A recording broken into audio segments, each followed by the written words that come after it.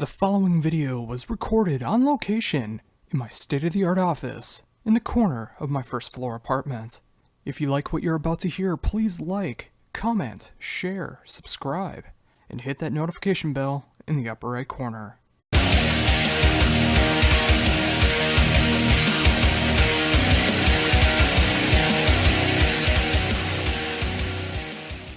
Hi, this is Axel. Hi, how's it going? It's great, thank you. I hope you're fine too. I'm doing great, especially great now that I get to interview one of my favorite guitarists of all time, being able to talk about your brand new ballads collection. Okay, great. Well, awesome. Well, again, like I just said, we're talking about your brand new ballads compilation, Ballads 5, which is coming out next Friday. What went into the process for making this new collection? Yes, I'm not sitting down and say to myself, now I have to write a ballad, or now I have to write two ballads, or what else.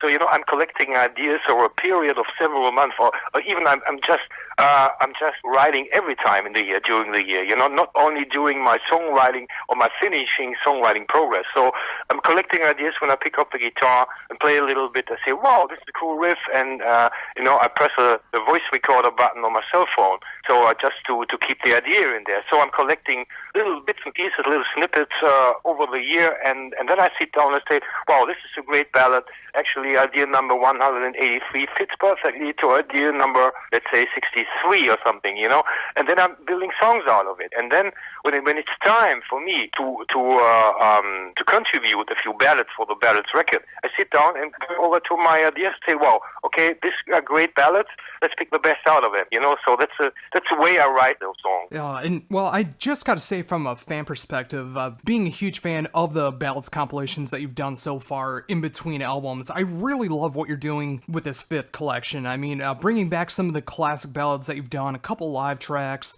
and working with one of the best female singers around. How did you manage to score such a great name with Bonnie Tyler? Yeah, that was quite simple, to be honest. So what I did was, I thought to myself, it's about time to have a female voice in combination with Johnny's voice, some kind of duet or something. And I've thought about myself and say, which girl, which lady would fit, because the voice has to be perfectly fitting to Johnny's voice, So, and I thought to myself, well, what about Bonnie Tyler? So she has a great voice. I know since the 70s. I didn't know her personally, but I always loved her voice and the tracks and something. So I got in contact with her manager and explained everything.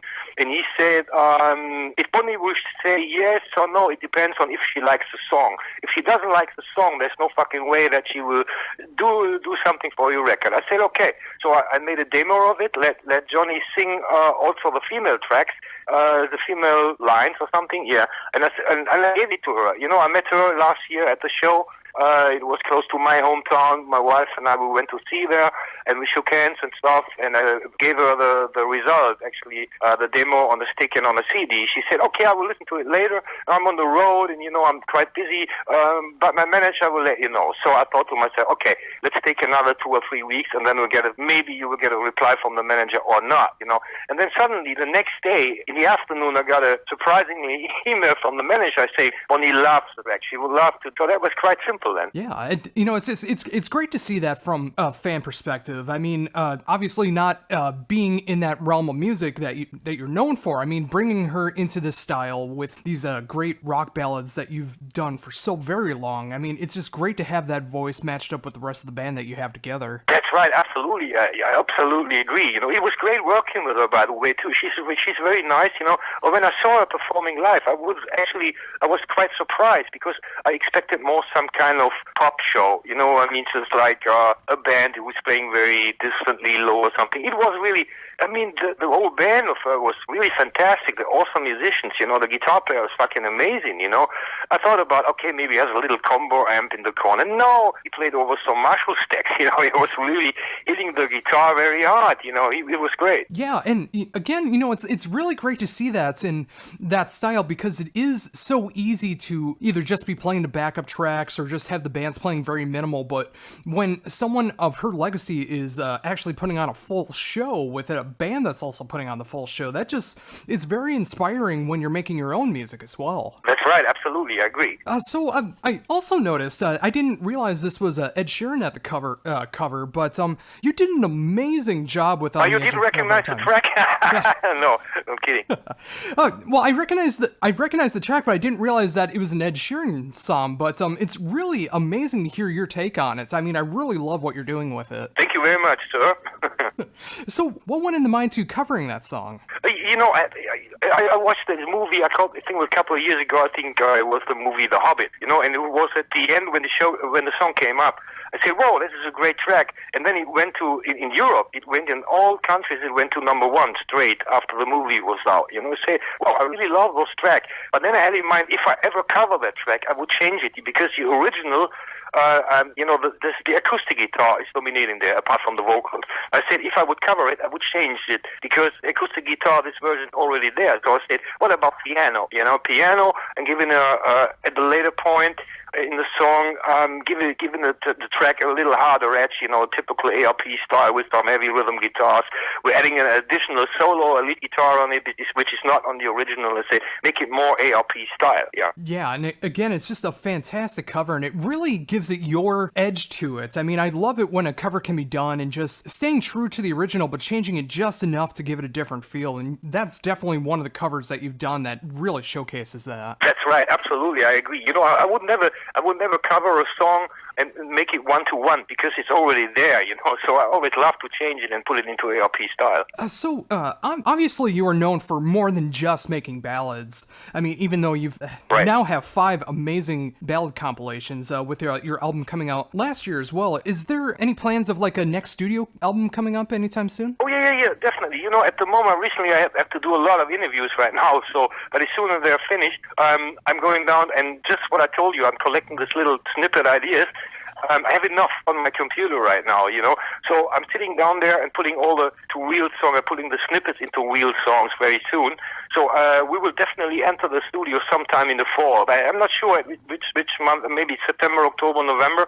And the next regular studio album will be out sometime between end of January and beginning of April next year, definitely. Oh, that is fantastic to hear. I mean, I absolutely love your style. I mean, whether it's a ballad focus like this compilation that's going to be coming out next Friday, or you're focusing more on the heavy metal, power metal side that you can pull off so very well. I mean, just with your guitar-driven style, no matter what the style of music that you're performing, I mean, I'm always looking forward to the next album that you release, and knowing that you're going to be heading back in the studio for another full length is making me very excited. That's great. That's great to hear, yes.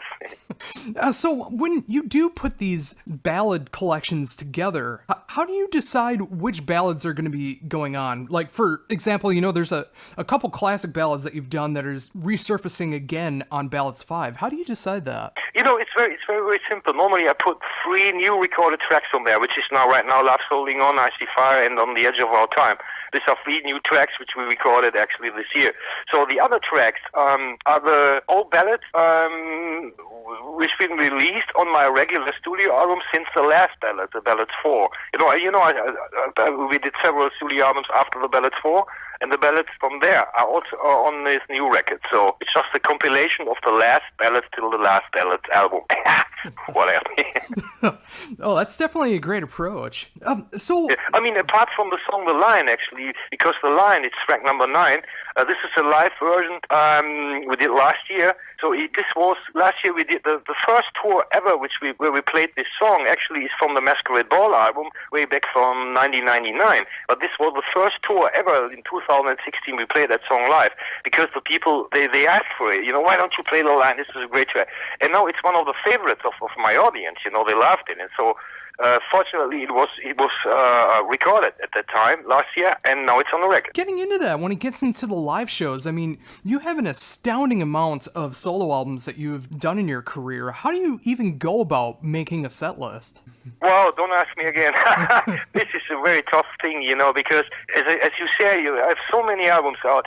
It's always, but you know, it's every time it's some kind of ARP best of shows, because you know, when you play lots of the new record, the people are here. Why don't you play the old classics any longer? If you play more from the old classics. Here, I want to hear new songs. You know, you can't do it right. You know, so normally I'm sticking to playing at least 3 new tracks from the brand new album, or 1 or 2 from the one before, and you know, some kind of best of. You know, we have some classic tracks like the track Masquerade Ball. I think we played it live since the record Masquerade Ball was out. But you know, the people kept asking for it. If you don't do that, you know, everybody's angry. Say, I don't want to go anymore. They don't play Masquerade Ball any longer. Blah blah blah blah. You know, so you know, you can't satisfy everybody, but you know, find a good middle way. Yeah, and it's a good approach to focus more on the best of or the greatest hits when you have those many albums. I mean, being able to go back and play some of the more lesser known songs is also a great approach as well, but as long as you can cover the new material for the reason that you're playing these shows and then playing the songs people are coming out to hear, it's a great approach. Yeah, that's right, absolutely. You know, every now and then we change. We put one classic song, or what we think is a classic song, out of the set. Like I said last time on the last tour, we played The Lion, which was a very old track. You know, but we said maybe let's try it. You know, so every now and then we're doing that. Yes. Focusing more on like the greatest hits and the best ofs.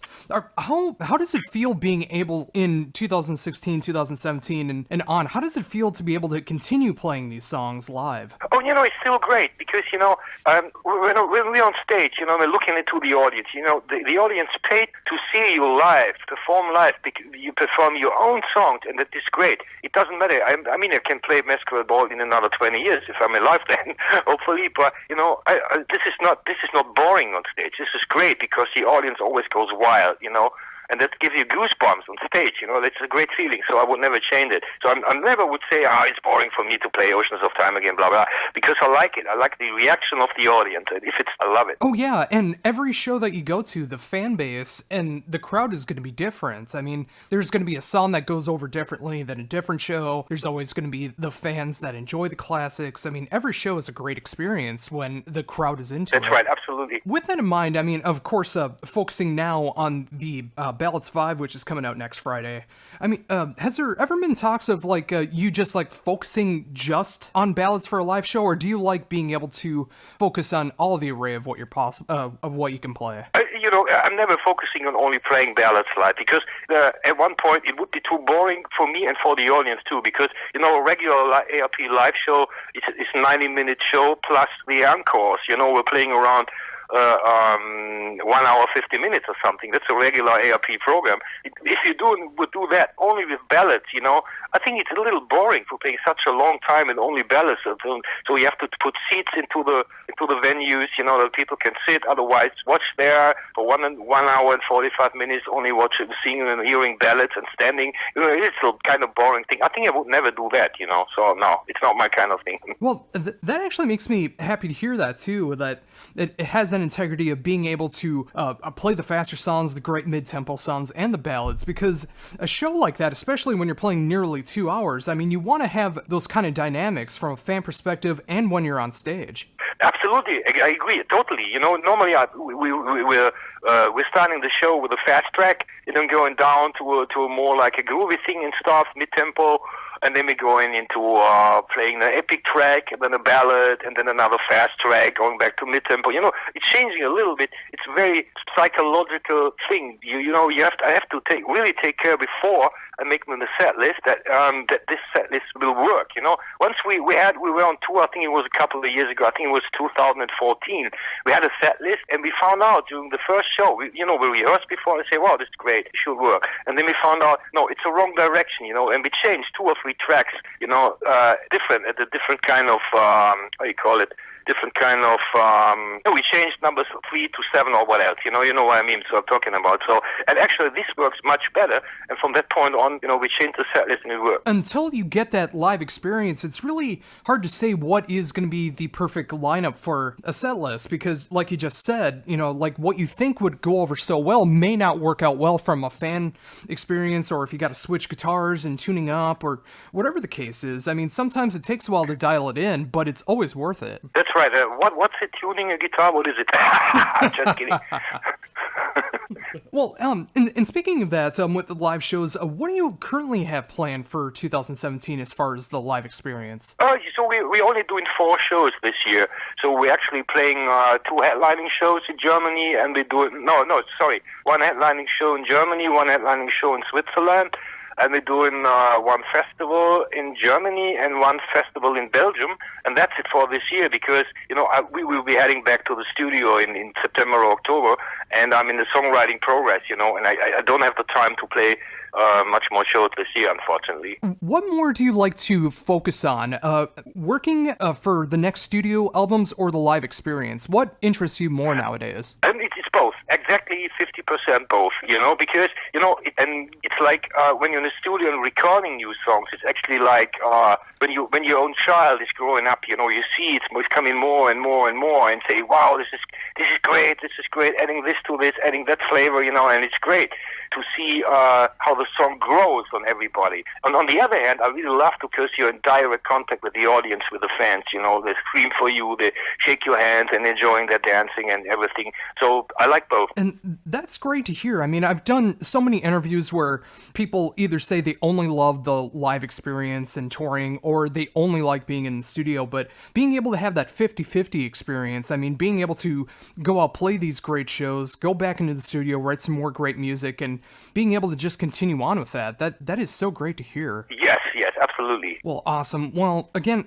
Axel, thank you so very much for taking the time to be able to talk about your brand new compilation of ballads, Ballads 5, which is coming out next Friday, with some amazing songs on there. Thank you very much. Oh, not a problem. Some amazing brand new songs, some great new covers, some great ballads from the past, a couple live tracks. I mean, it's got everything that a fan of your ballads would really love. I love what you're doing this time around, and I can't wait to see what you have next for your next studio album. Thank you, and again for your time.